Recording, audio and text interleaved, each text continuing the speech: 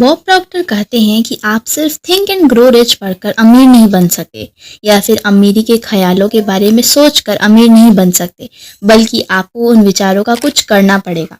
कई लोगों ने लॉ ऑफ अट्रैक्शन को गलत समझ लिया है। लॉ ऑफ अट्रैक्शन को सही से लागू करने के लिए सही विचार सिर्फ एक पल के लिए होना नहीं चाहिए, बल्कि आपको इसे रोक कर रखना होगा। विचारों से ज्यादा महत्वपूर्ण लॉ ऑफ अट्रैक्शन में भावनाओं का है और एक्शंस लेना भी जरूरी है। कई लोग कहते हैं कि हमें लॉ ऑफ अट्रैक्शन अच्छी तरह समझ आ गया है और ये लॉ ऑफ अट्रैक्शन को यूज करना भी स्टार्ट कर देते हैं, लेकिन उन्हें परिणाम नहीं दिखते और वे निराश हो जाते हैं। लेकिन आपको निराश होने की जरूरत नहीं है, बल्कि आपको और सीखने और भी ज्यादा समझने की जरूरत है। अभी आपने लॉ ऑफ अट्रैक्शन को केवल 10% ही जाना है, आपको 90% जानना बाकी है। कई लोग हताश हो जाते हैं और अपनी गलतियों को ढूंढकर उसे सुधारने के बजाय लॉ ऑफ अट्रैक्शन को बेकार समझने लगते हैं।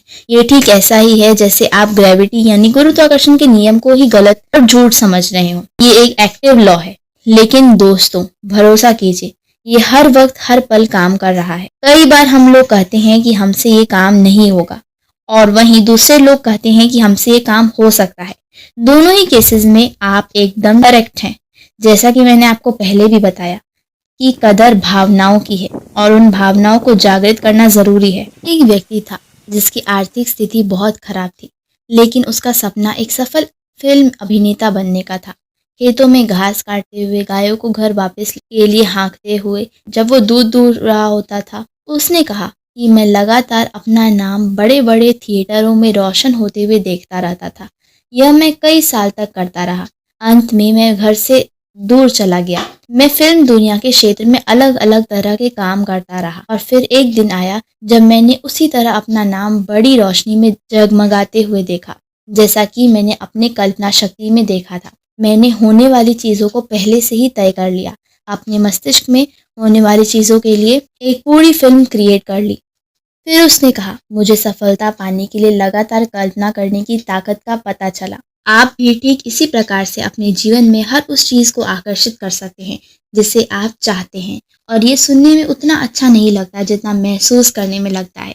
एक बार अगर आपने लॉ ऑफ अट्रैक्शन की मदद से किसी चीज को पा लिया तो आपका भरोसा उस पर बढ़ता चला जाएगा और आप जितना भरोसा करेंगे उससे ज्यादा आपको रिजल्ट्स मिलेंगे।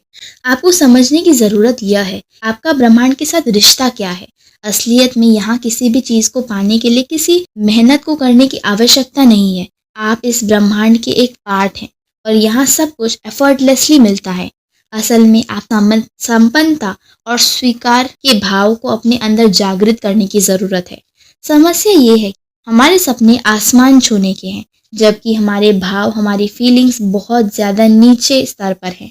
हमारे में प्रसन्नता होना आवश्यक है। लॉ ऑफ अट्रैक्शन की सबसे महत्वपूर्ण कड़ी यही है कि आपको अपने भाव का शुद्धिकरण करना होगा। इसे इस प्रकार समझना कठिन है। चलिए इसे एक उदाहरण से समझते हैं।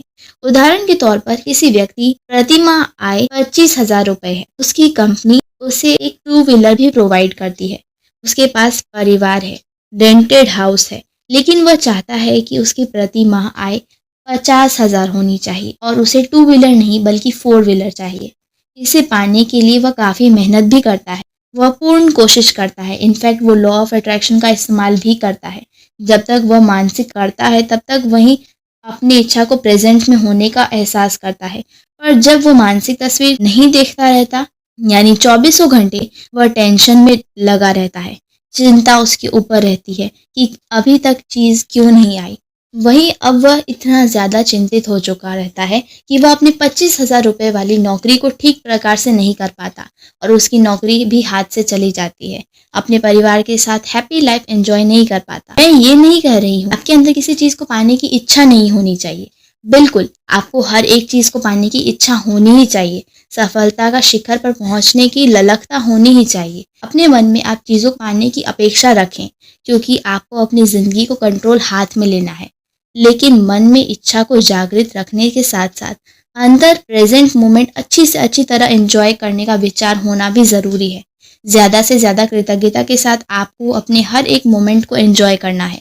आप उन हिमालयन योगीज को तो जानते ही होंगे जो सर्दी भरे मौसम में भी तप और साधना में लीन रहते हैं, और हम आम इंसान जो इतने थोड़े से ठंड में भी सिहम उठते हैं। असल में उन्होंने अपने मानसिक शक्ति को जागृत कर लिया है और उन्होंने बाहर के माहौल को नज़रअंदाज कर परिवर्तन अंदर लाया है।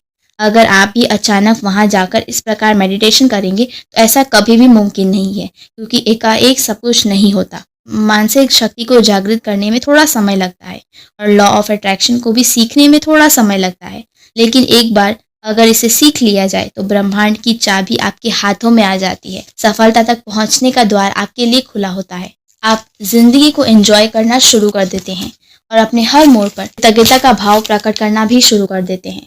प्रैक्टिस करने के लिए शुरुआत में छोटी से छोटी चीज़ों को आकर्षित करें। एक बार जब आप छोटी चीज़ों को आकर्षित करेंगे तब आपके मन में विश्वास प्रकट होगा, जिससे आप बड़े चीज़ों को भी आकर्षित कर पाएंगे। लेकिन ये सिर्फ इतने तक सीमित नहीं है, बल्कि गुड वाइब्स और गुड लाइफ के ऑथर कहते हैं कि लॉ ऑफ अट्रैक्शन हमेशा काम नहीं करता। उनका मानना है कि लॉ ऑफ अट्रैक्शन से भी कोई बहुत महत्वपूर्ण चीज़ हमारे आसपास है जिसे हम इग्नोर कर रहे हैं, और इसी की वजह से शायद लॉ ऑफ अट्रैक्शन भी हमारे जीवन में काम नहीं कर रहा।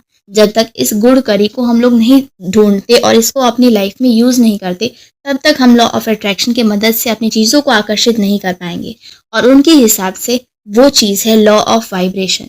वो कहते हैं कि दुनिया में हर एक चीज़ एनर्जी की बनी हुई है, हर एक चीज़ एक स्तर पर वाइब्रेट कर रही है।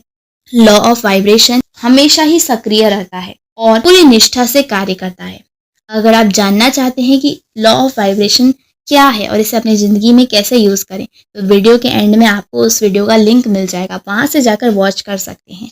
लॉ ऑफ वाइब्रेशन को समझना उतना ही ज़्यादा ज़रूरी है जितना लॉ ऑफ अट्रैक्शन को, क्योंकि लॉ ऑफ वाइब्रेशन को जाने बिना और अपने लाइफ में अप्लाई किए बिना आप लॉ ऑफ अट्रैक्शन को अच्छी तरह यूज़ नहीं कर पाएंगे। लॉ ऑफ अट्रैक्शन की एक महत्वपूर्ण कड़ी है। वैसे लॉ ऑफ अट्रैक्शन के ऊपर काफ़ी सारी किताबें लिखी गई हैं और तरह तरह की टेक्निक्स के बारे में भी बताया गया है, जिससे आप उसे यूज़ कर आसानी से अपनी ज़िंदगी में सफलता को हासिल करेंगे।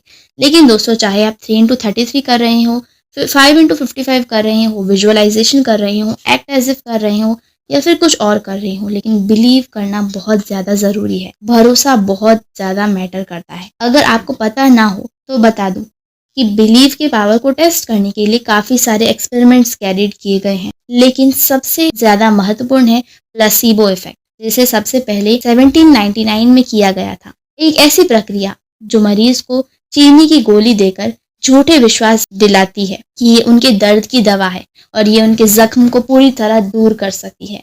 और हैरान कर देने वाली बात यह है कि बीमारी ठीक भी होती है। मरीज पूर्ण तरह से पहले के भांति स्वस्थ हो जाता है, पुराने से पुराना दर्द भी ठीक हो जाता है। भले ही उपचार जख्म पर ना हुआ हो, लेकिन मस्तिष्क में तो उपचार उसी वक्त चालू हो गया था जब डॉक्टर ने विश्वास दिलाया था। मस्तिष्क में उपचार चालू होने की वजह से जख्म खुद ब खुद बढ़ जाते हैं। यह हमारे अवचेतन मन की ही शक्ति है जो हमें हमारी चीज़ों तक पहुंचाने में मदद करता है। साथ ही साथ अपना उपचार खुद करना जानता है। Power of your subconscious mind नाम की बुक में एक खास तरीके का जिक्र किया गया है, जिसमें आप अपने अवचेतन मस्तिष्क को किस तरह से यूज़ कर अपनी ज़िंदगी में सफलता को हासिल कर सकते हैं उसके बारे में बताया गया है। इसके अनुसार आपको उनिंदी की अवस्था में अपने आप से दृढ़तापूर्ण एफर्मेशंस बोलने होते हैं और कुछ ही दिन में इच्छा पूरी हो जाती है। एफर्मेशंस बोलने के साथ साथ आपको ज़्यादा से ज़्यादा खुशी और कृतज्ञता महसूस करनी होती है। एफर्मेशंस प्रेजेंट में हो इस बात का खास ख्याल रखें। जैसे अगर आप किसी कार को चाहते हैं तो आप ऐसा कह सकते हैं, मैं अपने कार के लिए खुश और कृतज्ञ हूँ। जितना हो सके छोटा वाक्य बनाएं, क्योंकि उनिंदी की अवस्था में छोटे वाक्य को ही ठीक से बोला और समझा जा सकता है। लेकिन पहले ये समझें कि उनिंदी की अवस्था होती कैसी है। यह वह समय होता है जब आप आधे नींद में होते हैं, लेकिन हल्की हल्की कॉन्शियसनेस आपके भीतर होती है। लेकिन वही समय क्यों, हम किसी और समय को भी तो अपना सकते हैं। नहीं, आप इसी समय को कर सकते हैं, क्योंकि उस समय हमारा अवचेतन मन अपने हाईएस्ट लेवल पर होता है। इस टेक्निक का इस्तेमाल कर एक औरत ने सालों से चल रहे कोर्ट केस में जीत हासिल की, वो भी मात्र कुछ ही दिनों में। इस टेक्निक के ऊपर सिर्फ एक नहीं बल्कि लाखों सक्सेस स्टोरीज मौजूद हैं और उसमें से आपकी भी एक नई सक्सेस स्टोरी उस सूची में शामिल होने वाली है। अगर आप इसे अच्छी तरह करते हैं तो एक बार इसे मेरे कहने पर ज़रूर से कीजिएगा। छोटी चीज़ों के लिए करने पर आपको भरोसा जगेगा, जिससे आप बड़ी चीज़ों को भी अपनी लाइफ में आसानी से अट्रैक्ट कर पाएंगे। आई होप आपको वीडियो अच्छी लगी होगी। अगर आपको वीडियो अच्छी लगी है तो चैनल को सब्सक्राइब कर बेल आइकन को प्रेस करना बिल्कुल मत भूलिएगा। सब्सक्राइबर्स का टारगेट 2K का है तो फटाफट से कंप्लीट कर दीजिएगा। Thanks for watching. Her her Mahadev.